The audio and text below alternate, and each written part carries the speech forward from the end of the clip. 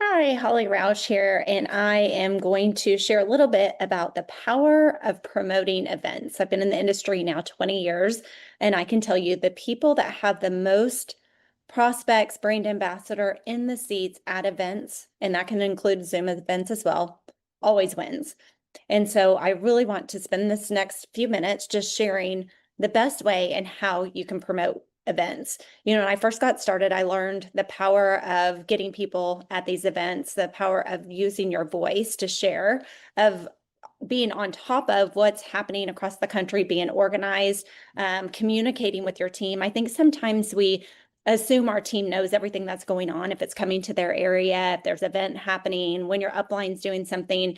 But I kind of take the other way of doing this, and that's I assume most people don't know and that they're not paying attention. And I would say today, now more than ever, there's so much going on. I do think sometimes things get lost in translation. So don't just rely on the company to send things out or maybe your upline to send things out. Make sure you're communicating with your own individual teams as well as yourself, because we've got a lot of different things that are getting ready to happen. A lot of great activity events happening in North America.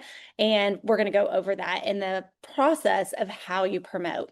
I've been in the industry 20 years and I kind of learned through this stair step, and I'm updating this to make it even a better visual. But here's what I'm going to share. And there's really a stair step process to how you grow your three business and how you get people in the meetings, because sometimes people just think, hey, I can just go straight to the event. I'm going to over invite, get as many people, maybe send out an email or a mass text or post it on social media.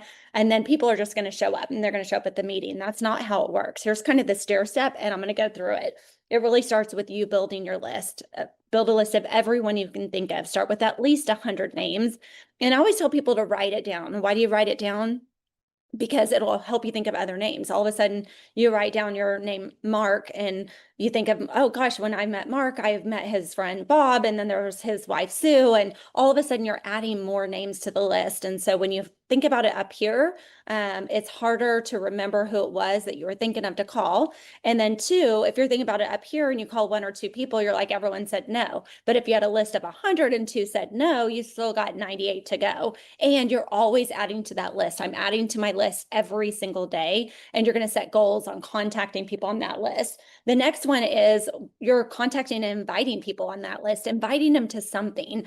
This is where you need to make sure you know what's going on and you're organized with it. I would sit down like on Sundays and kind of look what's going on for the week in three. And that includes three corporate, and that includes your upline, things that they're doing and things that you personally are doing for your teams. Be aware. So when you've got that list and you're contacting and connecting and inviting people from that list, you're inviting them to something. So you need to know what's going on so you know what that something is, because the next thing is one-on-ones.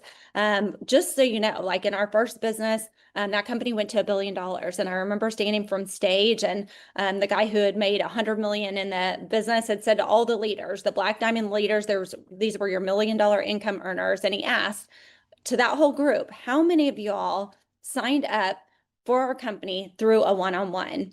And guys, over 80% of us raised our hands. It was a conversation, whether it was a phone call or sitting down with someone at coffee, or a lunch or dinner, or sitting in the stands at a football game.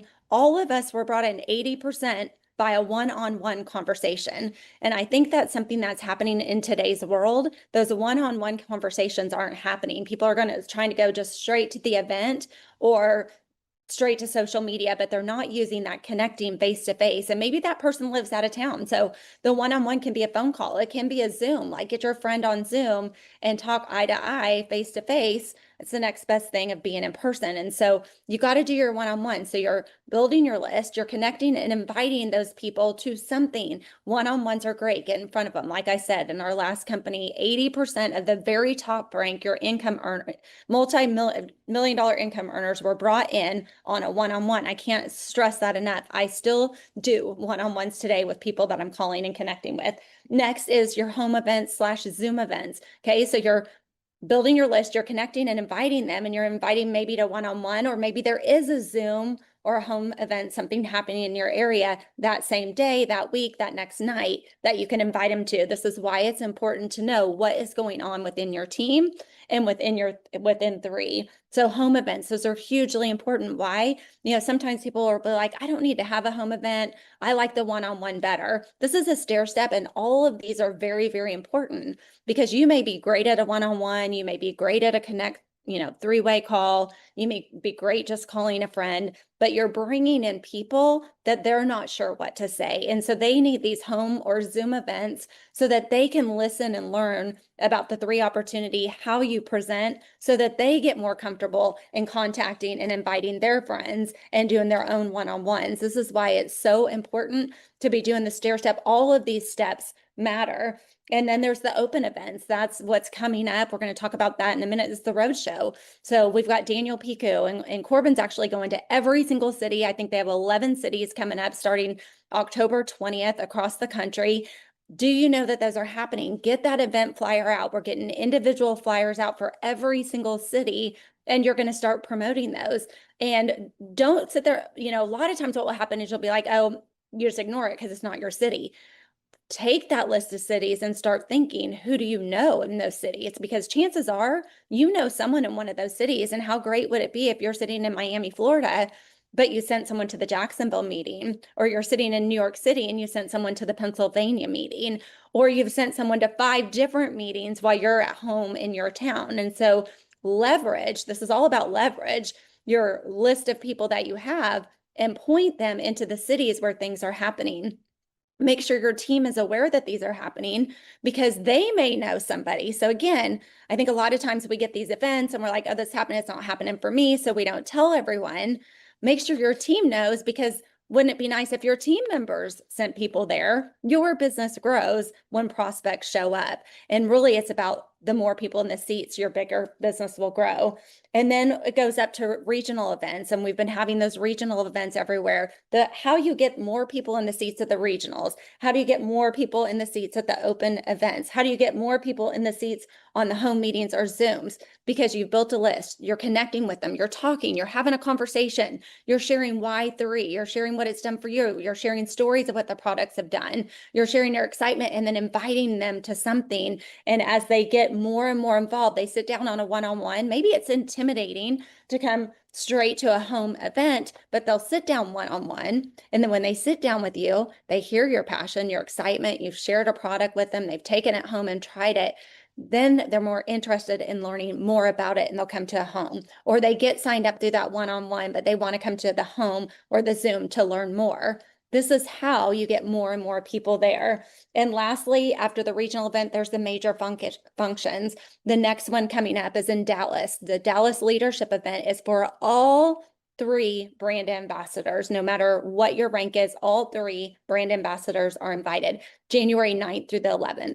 The link is in the back office. There's a banner at the top. Go get registered. I can't believe Daniel at Pico is doing this, but he does things that surprise me. I've been in the industry for 20 years.